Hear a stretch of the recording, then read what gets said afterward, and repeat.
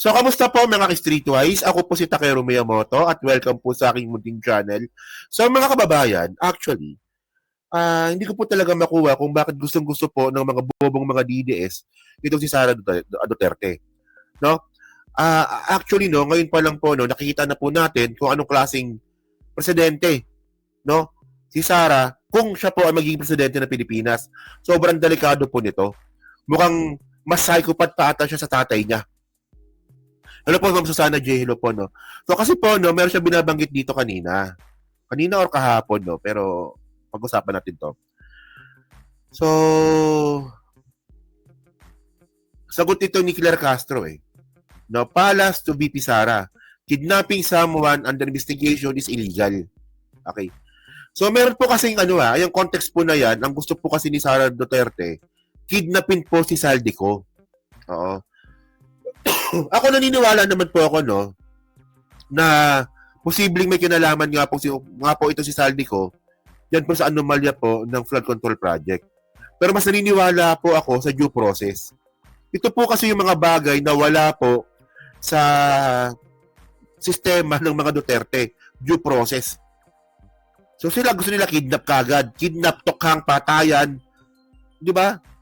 So, para mas maganda mga kababayan, no? Actually, parang may video na ata ako dito eh. O, video na. Ito, video ni Buday. Ito, panoorin nyo to ha. Hindi lang ako ang nagsabi, Zaldico at Martin Romualdez.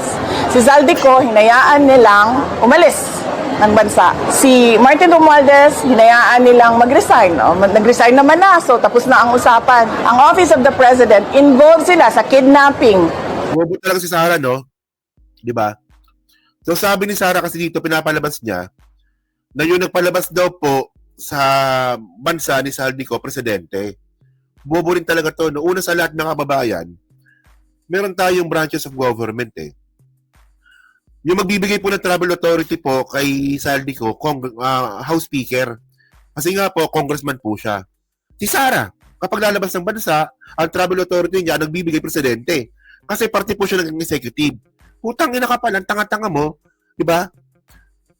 Abogado ka pa yan, hindi mo alam na ganun po yung sistema. Ako nga, hindi ako abogado, alam ko eh. Tayo nga dito, sandibo tayo mahigit eh.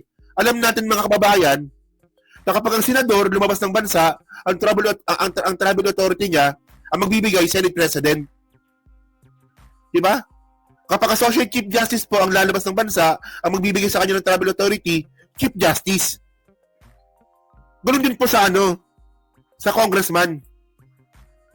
Tayo nga alam natin yun eh. Oh. Diba?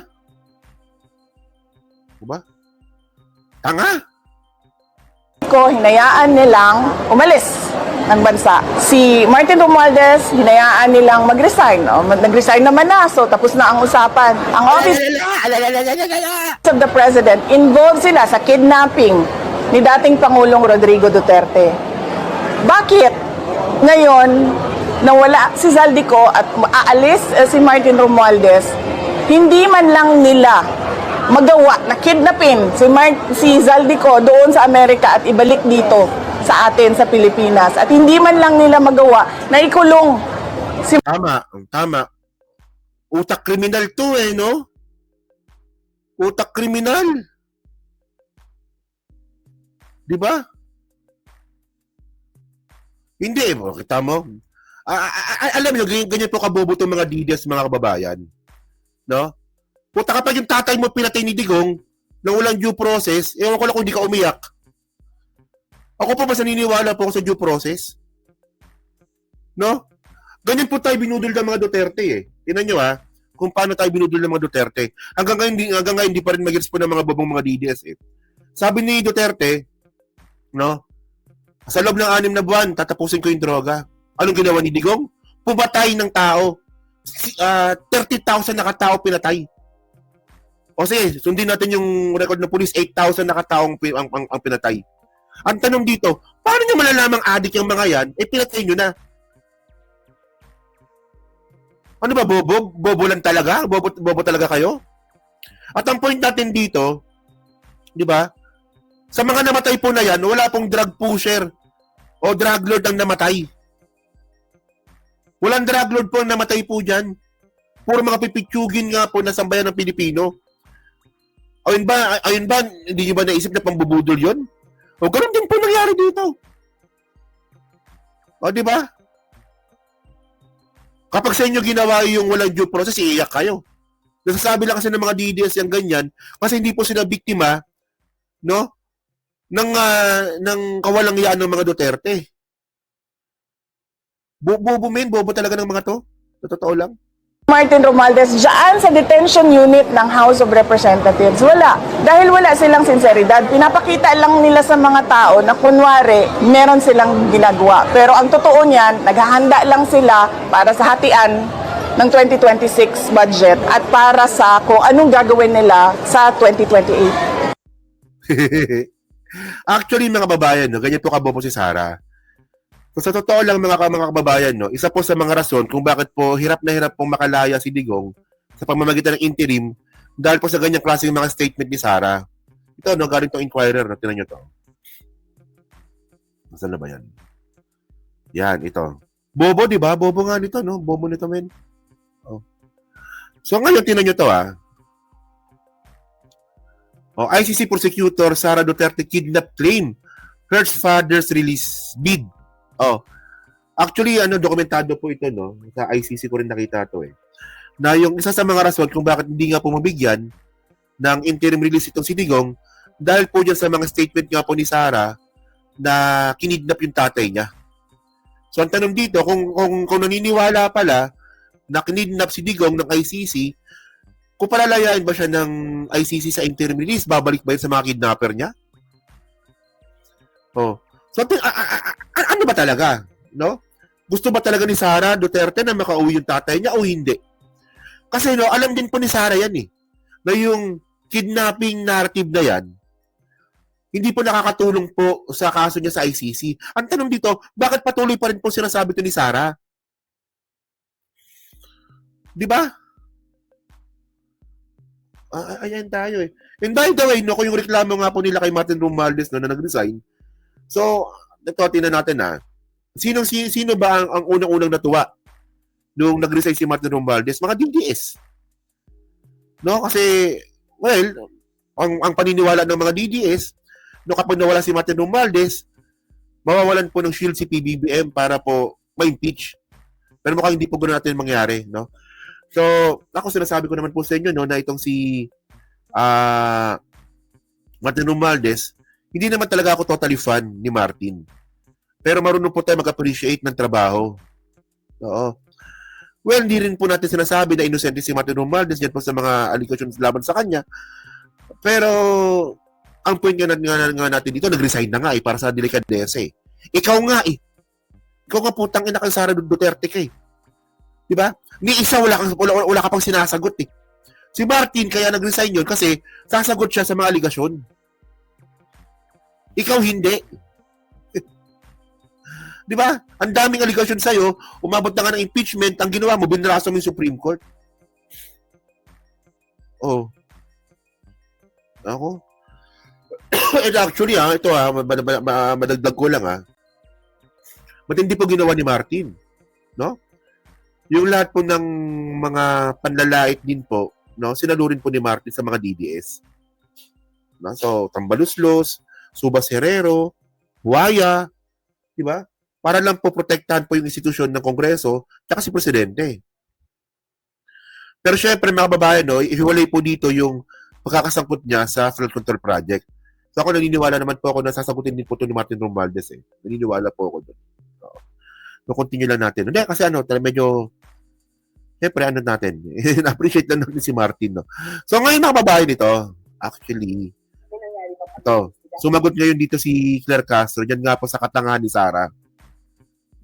Tignan nyo to ito yung sagot ngayon ni Totoo yan, Hindi ako na-appreciate ko si Martin, sobra. Marami tayong mga kaibigan na PBBM vlogger na ayaw kay Martin. Minsan nagtatalo kami niyan. Pero, syempre, dahil sa mga kaibigan kami, at syempre, si PBBM pa rin naman yung sinusuportahan natin. So, kaya, lang. Ganun, respetuhan na lang ng opinion. Ganun talaga, di ba? So, Tinangin natin to Dahil pero pag si Martin talaga sangkot sa flood control project, edi pakulong. Gusto ko naman, napaka naman nun. Kung tingnan nyo ito, sabi ni Claire Castro. Istiga. So, DepEd pinag-uusapan, ang tagal niya umupo sa pagiging DepEd Secretary. Bakit nagkaroon ng issue tungkol sa mga ghost students, ghost food packs, ghost school materials, at nahayaan pa yung 1.5 million na gadgets, materials, nakatiwangwang. Sa panahon niya, Sa mga bobong mga DDS, ang gusto kong itanong sa inyo, ano ba nagawa ni Sara Duterte? Ba't gusto niyo maging presidente yan? Ako talaga, hindi ko talaga makita ng talino yan si Sara Unang-una, bobo magsalita. Di ba? Napaka-illogical. Pangatlo, pabaya sa DepEd.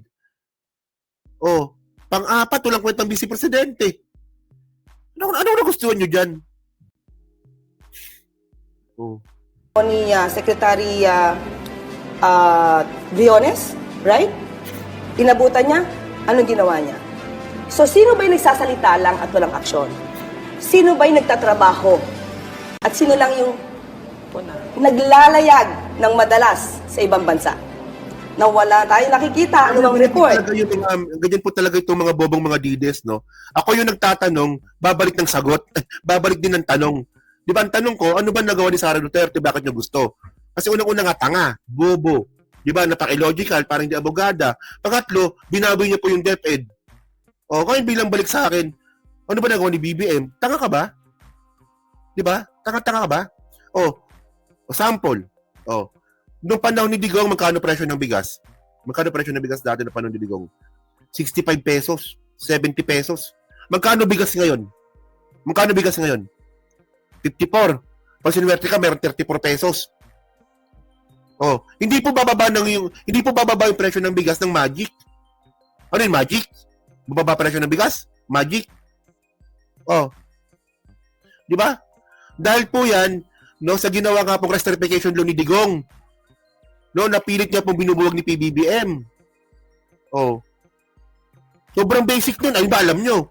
Hindi nyo ba alam, no, yung restrification law, isa yan sa mga nagpahirap sa mga kababayan natin magsasaka, pati rin kayo. Ginawa ni Digong yun Hindi nyo alam, kasi tanga kayo. Mga tanga kasi kayo, mga bobo kayo. Tanga mga DJs na tatanga. Yung mga utang na magsasaka, ako, connected ako dito. Kasi po ako, no, sa matagal na naka-follow sa akin, alam nyo po, na ako po, magsasaka po ako. Farmer po ako sa Iloilo. No, yung utang ng magsasaka mga kababayan sa Amilyar, na inabot na nga po ng 3 dekada, binayaran po ng gobyerno ni PBBM. Ayun ba, alam nyo ba yun? Hindi nyo rin alam yun kasi tanga kayo. Tanga kayo, bobo kayo, mga inutil kayo. Di ba? Ang dami nagawa ng presidente, ang problema lang talaga sa inyo, hindi lang kayo marunong mag-appreciate. Mga bugok pa na itong mga bobo. Si Sara nga walang nagawa DepEd na nga lang yung asikasuhin, hindi niya pa nagawa ng maayos Or anumang epekto, benefits from that personal trips. Pangalawa, sabi niya, nakita ko dito, ipakidnap si Saldi ko. Unang-una, sabi niya, ba't hinayaan magbiyahe? Dapat alam niya, bilang vice-presidente, na ang pagbabiyahe ng mga babatas, hindi sakop ng Pangulo. Yan sinasabi ko kanina, di ba? Sinasabi ko kanina. Ang nagbibigay ng travel authority niya, yung head nila. So, House Speaker or Senate President, depende. Hindi yan sakop ng Pangulo, dapat alam niya yan. Pangalawa, hahayaang magbiyahe, wala namang whole departure order para pigilan. Pangatlo, di ba niya natandaan na mas madalas di siya magbiyahe at hinahayaan siya ng Office of the President? Bobo talaga ni Sara, no? Nireklamo ni Sara, no? Bakit daw binigyan ng pagka ng travel authority ni Presidente Bongbong Marcos si Saldico? Bobo talaga to, no? Si Sara nga lumalabas ng mga kababayan ng bansa, ang travel authority niya, galing sa Presidente. Hindi niya ba na-gets yun? Na, pag vice-presidente pala, pag vice-presidente, ang travel authority sa Presidente. Pag congressman kaya, sino kaya nagbibigay ng travel authority dito? Bobo talaga to, no? Ganyan po kasi mga utak ng mga DDS, mga kababayan. No, niloloko na kayo, di nyo pa rin alam. Di ba? O ano pa nagawa ni PBBM o yung West Philippine Sea? Diba? Nilalaban po natin yung West Philippine Sea na pinabayaan po ni Digong. Tanga, mga tatanga. Kahit meron din nakabinbi na issue tungkol sa korupsyon na parte ng articles of impeachment. So anong pagkakaiba nun? Sa kanya, meron ng issues. Kay Saldico, iimbestigahan pa lang. So, at ang payo niya is pakidnap si Saldico. Another thing, it's illegal. So, ganun ba magbibigay ng suggestion ang isang vice-presidente gumawa ng illegal? Delikado yan. Di ba? Ayun, so pahiya siya dito. Ganun lang ka-basic yun. So yun mga babayan, no? So kayo po, no? Ano po masabi nyo nga po dito sa pagiging utak kriminal nga ni Sara Duterte? So kayo ba, pabor ba kayo sa ganun? Na kidnap? Ako naniniwala naman po ako no, na malaki yung chance po talaga na may kinalaman si Saldico. Pero ako po naniniwala po ako sa due process. Di ba? Ayun po yun. Libreng pabahay pa pala no, kay Digong, no? Kay Digong, kay PBBM, di ba? Dami yan, no? So yun mga babayan, so kayo po, no, ano po masabi nyo nga po dito sa inaasta nga po ni Sara Duterte na tinuturuan pa talaga na maging kriminal no, yung mga follower niya. Kaya utak kriminal to mga DDS eh. Kasi po si Sara, utak kriminal din. Utak kidnapping. Wala sa ayos talaga to, no? So yun, so pa-comment lang po sa baba at binabasa ko pong lahat yan. At syempre, dyan po sa Team Replay, pa-like, pa-subscribe. Di naman kalabisan, pa-share na rin po ng video po na to. Okay. So thank you mga kababayan. So kita na lang ulit tayo. Sana bukas ng umaga, no? So thank you. So maraming salamat. So inabot tayo ng 1,400. So thank you po, no?